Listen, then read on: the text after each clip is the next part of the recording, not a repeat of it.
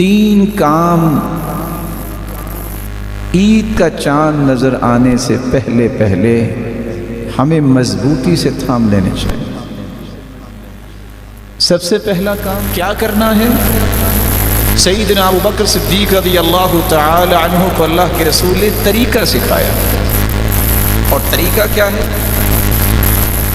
اچھا وضو کرو، لگا کے وضو کرو۔ من توضأ فأحسن وضوءه، جو وضو کرتا ہے اور خوبصورت وضو کرتا ہے۔ خوبصورت وضو سے مراد کیا ہے؟ میں ہاتھ دھو رہا ہوں، مجھے یہ یقین ہونا چاہیے کہ میرے ہاتھوں کے گناہوں کو اللہ نے دھو دیا ہے۔ دل لگا کے میں ہاتھ دھوتا ہوں، جلدی سے نہیں۔ میں جب اپنی انگلیوں کا خلال کرتا ہوں تو حدیث کی روشنی میں ان جگہوں میں چھپے ہوئے ناخنوں کے نیچے بھی جو گناہ ہیں اللہ اسے بھی معاف کر دیتے ہیں۔ چہرے کو دھوتا ہوں تو اس تسلی سے دھوتا ہوں کہ آنکھوں کی پلکوں کے نیچے حتی تحت اشفار عینی اللہ ان گناہوں کو بھی معاف کر دیتے ہیں، دھو دیتے ہیں۔ اچھا وضو کرنے کے بعد 2 رکعتیں پڑھی جائے، اکیلے کسی کمرے میں آج 2 رکعتیں ضرور پڑھیے گا، دل لگا کے۔ یقبل بوجہہ وقلبہ، دل کو بھی اللہ کی طرف لگا کے، چہرہ بھی قبلہ کی طرف کر کے، قلب و قالب کو اللہ کی طرف لگا کے 2 رکعتیں پڑھ لیں۔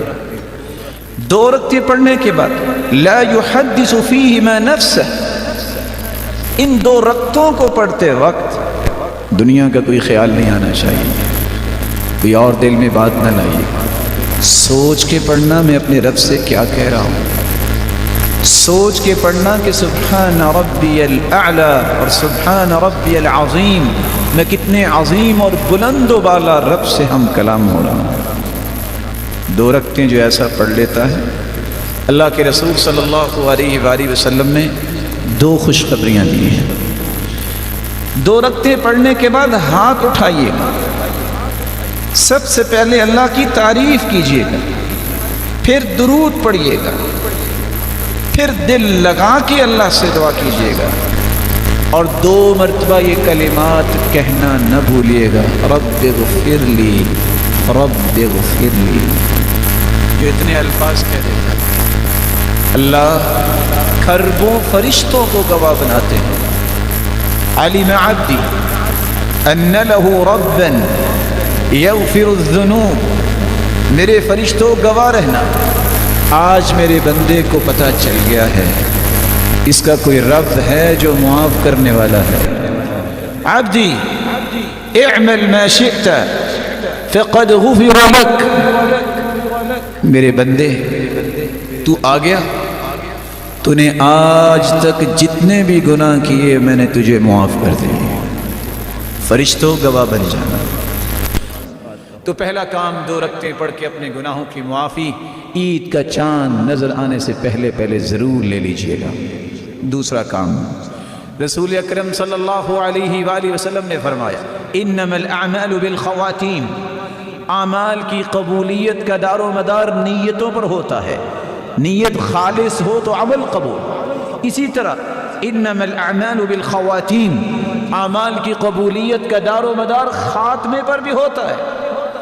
یہ باقی جتنے گھنٹے رہ گئے ہیں دوڑا دو اپنی سواریوں کو، کثرت سے قرآن پڑھو، کثرت سے دعا کرو، کثرت سے اذکار کرو، جب بھی موقع ملے اٹھ کے رکعتیں پڑھنا شروع کر دو۔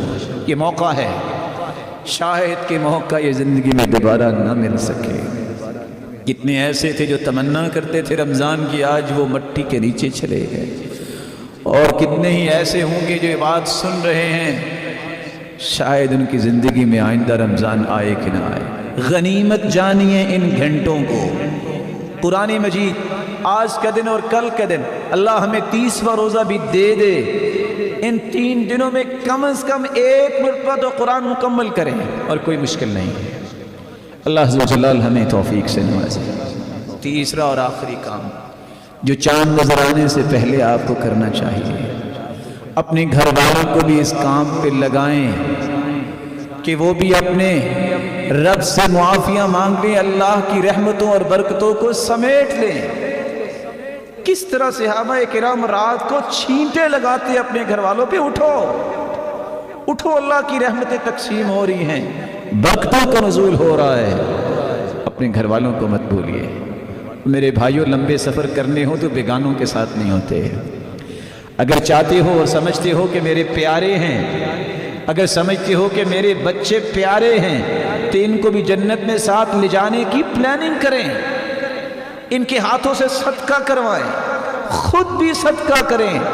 یہ 2 دن رہ گئے ہیں اللہ کو راضی کرنے کے لیے، اور رسول اللہ صلی اللہ علیہ وآلہ وسلم کی سنت کو زندہ کرتے ہوئے آپ اس قدر سخاوت کرتے کہ ریح المرسلہ، جس طرح تند و تیز ہوائیں ہوتی ہیں، اس طرح صدقہ کیا کرتے رمضان میں۔